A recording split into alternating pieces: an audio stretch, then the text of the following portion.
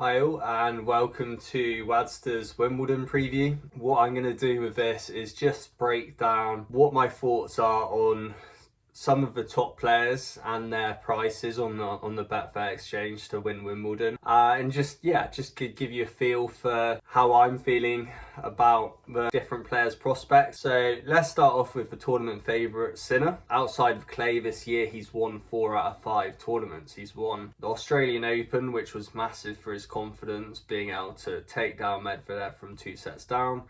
He won Rotterdam. He's won Miami, and then he's won Halle. And I actually feel that even though Halle was tricky for him, it was a good performance because the courts were fast, but it was difficult to break serve of the top players because the ball was rapidly going through. It was easy to play dominant first strike tennis. So when you're playing guys like Struff and Hurkacz and Zhang, they're not easy to break, and a lot of it was a test of patience. I actually think Sinner didn't play well on break points and breakpoint conversion, because when you look at the statistics on his matches, he was winning a lot more service points in almost every match. He was just, some of the matches he was like 2 out of 19 break points or something silly like that.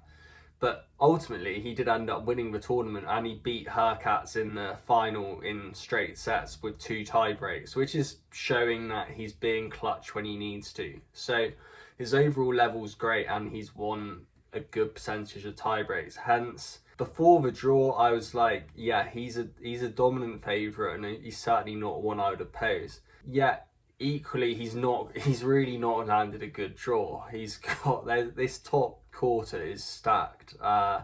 There's Berrettini, there's Medvedev and Dimitrov, there's Shapovalov, Shelton, Griekspoor, like all players that actually have a very high ceiling on grass, which means that it's going to take a bit of, he's going to have to play well consistently to get through these matches easily. Yeah, it just feels like a banana skin section. That being said, I do just see him as being a level above almost all the players in the draw. I think it's only really Djokovic and Alcaraz where if Sinner plays at his peak level now, that could live with him. So two to 1 odds on him winning. I wouldn't want to back it because I think there's that element of doubt around how easily he's going to come through these matches. I think from round 2 onwards, he's scheduled, like in my bracket anyway, he'll have to beat Berrettini, Griekspoor, possibly Shapovalov, then Dimitrov, then Alcaraz, then Djokovic. Like, that is one of the hardest draws that I've seen to win a Grand Slam. And look, he's my favourite. I still think he's the dominant player, but 2 to 1, like if he had got a soft draw, I would almost be tempted to bet him at the price. But not now. With someone like Berrettini, could go a set up and then it could be a tie-break second set. There's too many small margin moments, I think, to be sure of him at that price. But ultimately, he's not one I'd want to lay either. Next player we'll talk about is Carlos Alcaraz, who obviously won Wimbledon last year, and he's coming off the back of winning the French Open. So he's got such amazing attacking weaponry. The fact that the courts are a bit slower at Wimbledon helps him more than, say, at Queen's Club. Physically, he's an absolute beast. So in 5-setters and stuff, he's beaten Sinner and Djokovic in the last 12 months. So it's easy to see why you'd want to bet him, especially like from last year winning Queens and then winning Wimbledon. That being said, I agree with what some other analysts have been saying, that the emotional high of winning the French Open, which was kind of like his boyhood dream to do that, to just do that last month, and then he didn't play that well against Draper at Queens.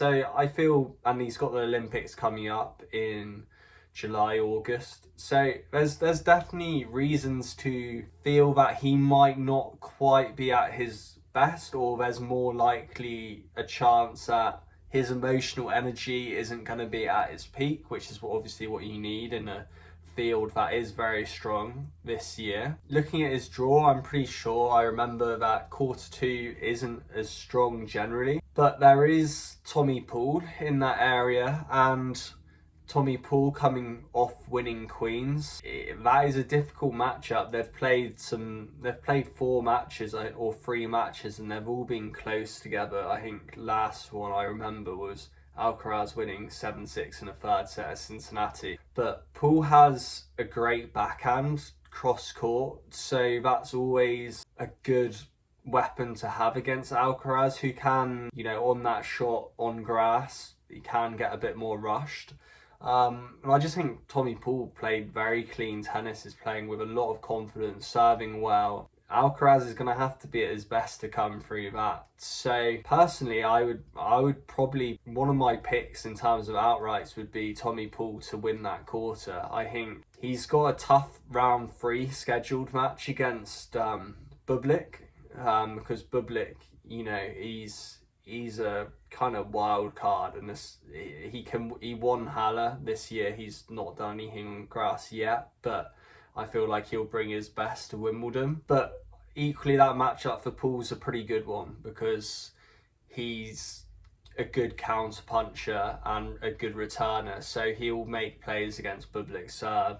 And over best of 5, I don't know if Bublik's going to have the mental consistency to outlast Paul and to play consistently enough. So I fancy it will be Paul versus Alcaraz, and I honestly think that's going to be a really exciting match if they play. And I honestly I wouldn't put it past Paul to maybe cause an upset. So he's 6-1 to win the quarter at Bet365, and I wouldn't put anyone off having a bit on him. I think I still think it probably, most likely it will be Sinner Alcaraz in the semi-finals. If it is that semi-final clash, I do think Sinner would beat Alcaraz on grass on current form, based on how their match at Miami went, and how I just see Sinner as having that extra bit of consistency now on faster courts, the ability to rush Alcaraz defensively, which I don't quite feel like Alcaraz has the same defensive abilities to counterpunch Sinner on a court that's quick. At quarter 3, just to get the brackets done. And this is probably the most interesting section of the whole draw, because it's pretty stacked. You've got Zverev in there, you've got Fritz, you've got Rublev, you've got Korda, and you've got Draper, and you've got Tsitsipas. So it's quite intriguing. I think it's the most difficult section to call in terms of who's going to win it. With Zverev's never really performed that well on grass, but equally this has been career best form for him at the French Open, reaching the final. He won Rome. His first serve percentage is so high now, it's up at 70% plus in most matches, and that makes him very difficult to break. Also, slightly heavier conditions will probably help his return game at Wimbledon as well, so the fact he's got such a potent first serve at this point, combined with his ability to get into return games, can be deadly. But Fritz as well. Fritz played great at Eastbourne and looked very clutch. Like, his tie-break performance was fantastic. I thought he was giving very little away. So I'm expecting a Zverev versus Fritz in that bottom half of the bracket. And I think that'll be a very close match. I think it will be tight. And I wonder if Fritz, because Fritz can match Zverev on serve often, and they often play tie breaks, it might be that Fritz's performance in tie breaks could get him through, but I do think it'll be close. Draper's scheduled to meet Zverev in round 3. Obviously, Draper won Stuttgart and then he beat Alcaraz at Queens. Does that mean he's in with a real shot here?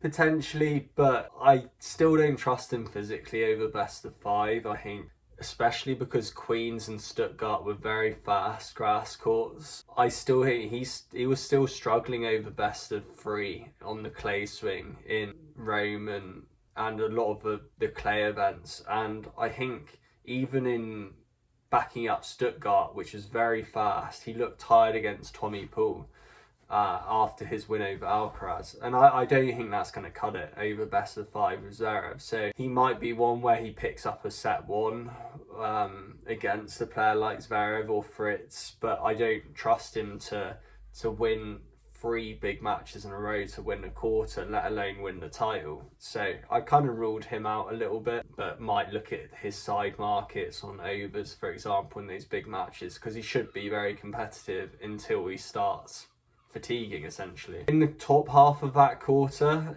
again, it's quite interesting. You've got Rublev has a very easy first few rounds. Korda's a very good grass court player, but he's also one that is very hard to trust mentally. He could break through, but equally, you know, he could put in a subpar performance mentally and get knocked out.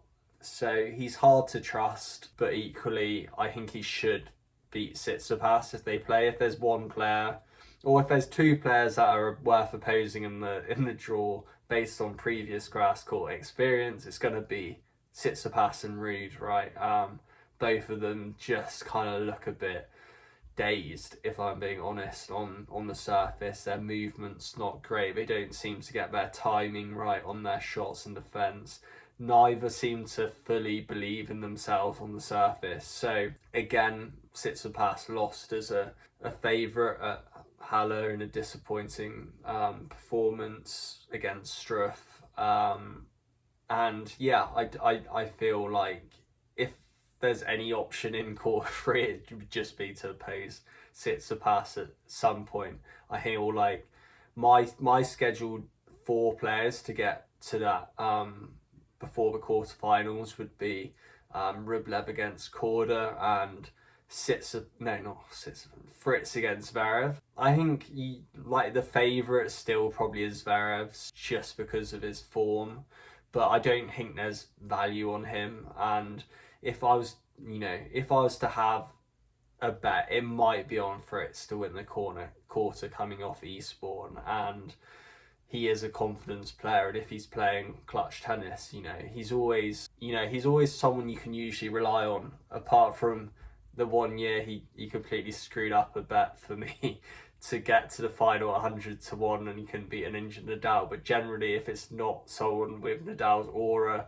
I think Fritz usually puts up a good fight. So I wouldn't put anyone off like a hesitant sort of back on Fritz in that section. So in quarter 4, Djokovic has landed an absolutely prime draw. Like Echeverry, his seed in round 3, no kind of dangerous opponents in the first 2 rounds for him either, and then either Kachanov or Rune in round 4, which, if Djokovic is playing at his best on grass, then he shouldn't really have issues with that. And then in the top part of the bracket, I think Hurkacz and De Minaur are the obvious ones to make it into round 4 as well. The one player I feel like I would have a bet on to reach the final, or to probably reach the final more than winning outright, would be Hurkacz, just because his serve percentage is also similar to Zverev's. It's very high at the moment. He's holding serve with ease. He's got a very solid all-round game, good at the net, great serve. He's returning well enough to put pressure on, and he's winning tie breaks. I fancy him more than De Minaur in heavier conditions as well. I think he just might be able to overpower De Minaur from the back and win enough cheap points from his serve to win that match. So if Djokovic is fit, it's likely to be a Hurkacz-Djokovic match. I just feel if Djokovic has made it to that round, though, he's probably going to be okay. I don't see his opponents before causing him many issues, which is why he might go into that match very fresh, which is what he would need against Hurkacz with Hurkacz's serve at this point. And then we just know Djokovic's abilities versus big servers. So all I've said about Hurkacz you just can't rule out Djokovic because he's got such a soft draw and he's got a great record against big servers. So if he's against Hurkacz and then he's against Fritz or Zverev in the semi-finals, for example, like I find it hard to think he won't actually win them in that situation.